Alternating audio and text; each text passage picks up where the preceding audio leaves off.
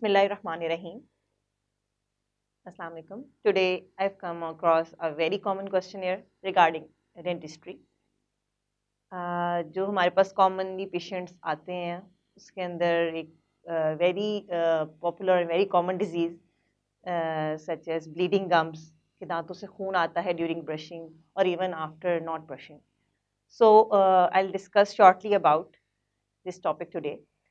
Bleeding gums, first of all इसके लिए हमें ये जानना ज़रूरी है ब्लीडिंग गम्स की होती क्या है, क्यों वजूहात, किन वजूहात की वजह से ये हो रहा है और क्या इसकी कॉजेज़ हैं जो इसको लीड करती हैं और क्या ट्रीटमेंट हैं हम अवेलेबल जो हम कर सकते हैं इसके अंदर. First of all bleeding gums, उसके अंदर ये कि स्लोली प्रोग्रेसिंग डिजीज़ होती है. ये बहुत स्लो प्रोसेस है. पेशेंट इसीलिए इसे रिकग्नाइज़ नहीं कर सकते और ना इसे किसी डिज़ीज़ का एक टर्मिनोलॉजी देते हैं क्योंकि उनको पता ही नहीं चलता. ये बहुत स्लो नेचर में होती है और जब ये फर्दर प्रोग्रेस कर जाती है तो ये बोन को इन्वॉल्व कर देती है, हमारी जॉ बोन को, उसके स्पोर्टिंग टीथ के स्पोर्टिंग स्ट्रक्चर्स को इन्वॉल्व करती है और अल्टीमेटली टूथ लॉस हो जाता है, मतलब खुद ही दांत हिल के गिर जाता है. ठीक है, तो उसके अंदर ये कि सबसे पहले तो गम जो हमारा मसूड़े हैं उसकी इन्फ्लेमेशन होती है, सोजिश. ठीक है, तो उसको हम कहते हैं जिंजवाइटिस. गम्स की इन्फ्लेमेशन इज कॉल्ड जिंजवाइटिस, जो कि निगलेक्टेड होती है फर्स्ट स्टेज पे, पेशेंट उसे अवॉइड करते हैं. फिर जब वो ज़्यादा टूथ के स्पोर्टिंग स्ट्रक्चर्स, बोन, इनको इन्वॉल्व कर लेती है तो पेरियोडोंटाइटिस कहलाई जाती है. और इसके अंदर नॉर्मल क्लिनिकल फीचर ये होता है कि किसी आम इंडिविजुअल के अंदर गम का कलर कोरल पिंक होता है और जब इन्फ्लेमेटेड साइड पे होता है, मतलब अगर जा रही है डिजीज़ की तरफ गम की सिचुएशन और ब्लीडिंग की तरफ और इन्फ्लेमेटरी कंडीशंस आ रही हैं, तो उसके अंदर जो गम की कंडीशन हो जाती है वो रेडिश हो जाती है. तो ये पेशेंट को चाहिए कि अपनी नॉर्मल से हेल्दी से अनहेल्दी जब कंडीशंस के अंदर मूव करे तो उसे विज़िट करना चाहिए डेंटिस्ट को आफ्टर एवरी 6 मंथ, ताकि उस चीज़ को वो निगलेक्ट ना कर सके, उससे उसके कॉन्सिक्वेंसेस बेयर ना हो सके एंड पे. तो इसका बेहतर हल यही है कि एक दफ़ा विज़िट करें. कॉजेज़ इसकी क्या हो सकती हैं कि जिंजवाइटिस किस वजह से हो रहा है, तो उसके अंदर सबसे पहले तो पुअर ओरल हाइजीन है. पूरा ओरल हाइजीन के अंदर ये होता है कि दांतों की हम सफाई का ख्याल नहीं रख रहे, ब्रशिंग प्रॉपर नहीं है और जब प्रॉपर ब्रशिंग नहीं होगी तो वो प्लाक एक्यूमुलेशन होगी और प्लाक एक्यूमुलेशन की वजह से दांतों के ऊपर एक सतह सी बन जाती है रफ, जिसकी वजह से हर डेपोजिशन हमारे खाने पीने की सारी चीज़ें उसके ऊपर लगना शुरू हो जाती है. देन टोबैको यूजेज, स्मोकिंग करने की वजह से भी ब्लीडिंग गम्स कंट्रीब्यूशन की तरफ जाता है. ठीक है, देन विटामिन के और vitamin C deficiency, it can also contribute to bleeding gums, mainly a condition called scurvy जो कि बच्चों में बहुत कॉमन है. इसके अंदर विटामिन सी डेफिशिएंसी की वजह से ये गम की ब्लीडिंग बहुत कॉमन है दिखी गई. Then stress is also an aggravating factor, जिसके अंदर बॉडी कंट्रीब्यूट करती है कि जी बॉडी फाइट नहीं अगेंस्ट कर सकती किसी भी इन्फेक्शन के अगेंस्ट. स्ट्रेस इसको वर्स कर देता है कि और ये ब्लीडिंग गम्स इसकी एक मेन आ सकती है वजह. ठीक है, then taking blood thinners such as any antidepressant, aspirin, heart की कोई मेडिकेशन, OCPs या ओरल कॉन्ट्रासेप्टिव्स के यूजेज से भी ब्लीडिंग गम्स दिखे गए हैं. ठीक है, ये हम अदर कॉजेज़ के अंदर आ रहे हैं कि ब्लीडिंग गम्स की ये वजूहात भी हो सकती है. देन एनी ब्लीडिंग और क्लॉटिंग डिसऑर्डर्स, जिसके अंदर ये ब्लीडिंग और क्लॉटिंग डिसऑर्डर से मतलब ये कि किसी आम इंडिविजुअल के अंदर कोई एक फैक्टर 7, फैक्टर 8, फैक्टर 9 ये होते हैं, प्रेजेंट होते हैं, सब में होते हैं, लेकिन किसी इंडिविजुअल के अंदर ये फैक्टर्स की थोड़ी डेविएशन, थोड़ी सी मिसऑर्डरनेस, ये इन चीज़ को लीड कर सकती है कि ब्लीडिंग रुके ही ना ऐसे पेशेंट्स के अंदर. तो हमें प्रॉपर हिस्ट्री टेकिंग ऐसे पेशेंट्स की लेना बहुत ज़रूरी है. Then infection both of the tooth and gum, it can also lead to bleeding gums.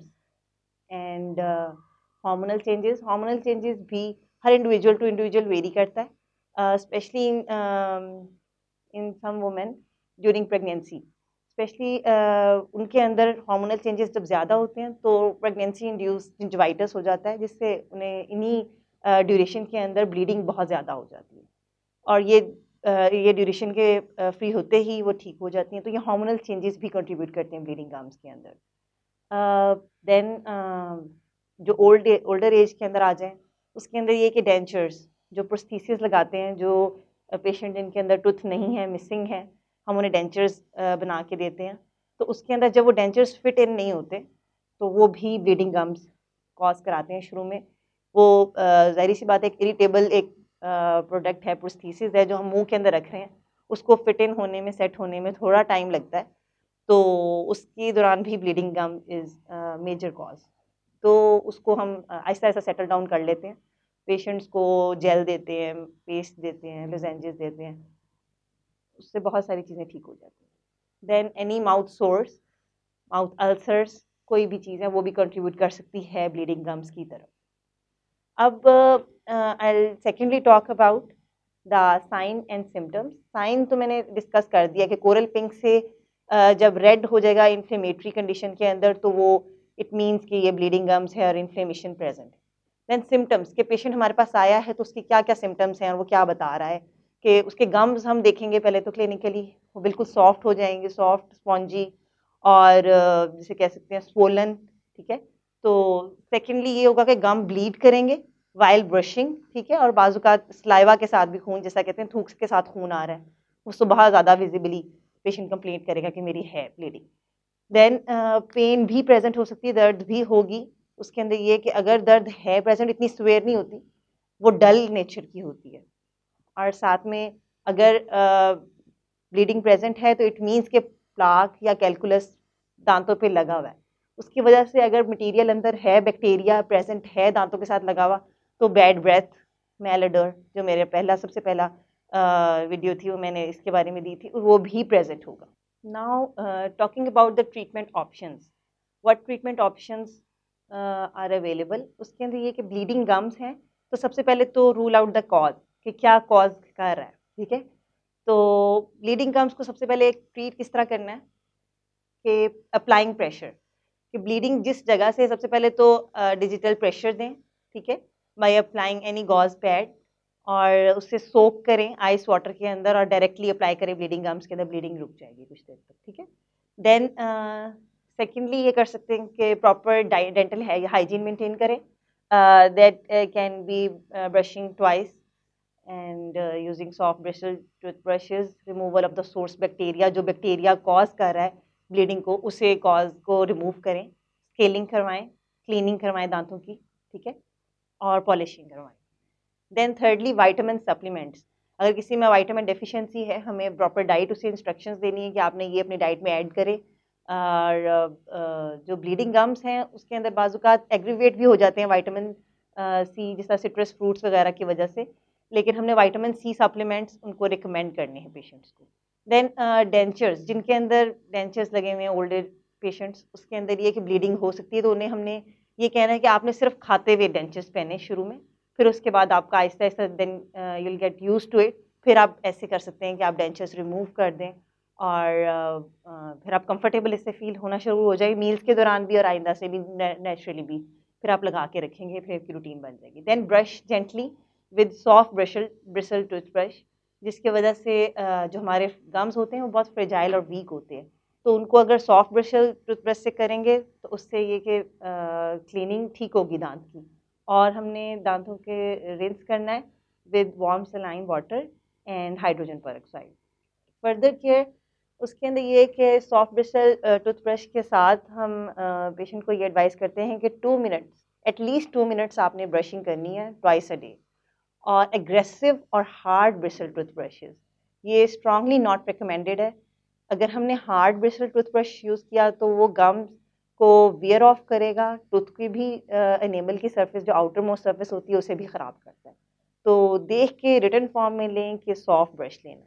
Then floss करना है वंस अ डे, तो उसके अंदर ये है कि फ्लॉस हमने ऐसे करना है कि it would go beyond the gum line, बिल्कुल मसूड़ों के नीचे से जाके उसे कोई भी प्लाक, बैक्टीरिया, कोई ऐसा पीस जो ब्रश से नहीं हो सका वो फ्लॉस से रिमूव हो जाए। Then rinse with warm water, saline water. Avoid mouth washes that include alcohol, especially, or stay away from smoking, tobacco usage, and visit dentist after a very 6 months to avoid any complications and to check that whether everything is going all right or not. Avoid aspirin, blood thinners जिनकी वजह से bleeding मज़ीद continue होती है या aggravate होती है. अपने फिजिशियन को विजिट करें, उन्हें बताएं कि अगर ब्लीडिंग ज़्यादा हो रही है तो वो आपको या तो मेडिसिन चेंज कर देंगे या प्रिस्क्राइब कर देंगे different medicine. Then see the dentist if your denture doesn't fit well, वो भी आपको proper guidelines देंगे. Then I'll wind up my topic by this, that bleeding gum is not that issue that cannot be overcome. You can visit here in Khatoon Jannat from 8 to 2. I'm available here. Any question regarding this topic or my previous topic, you can feel free to comment here in the comment section. Thank you.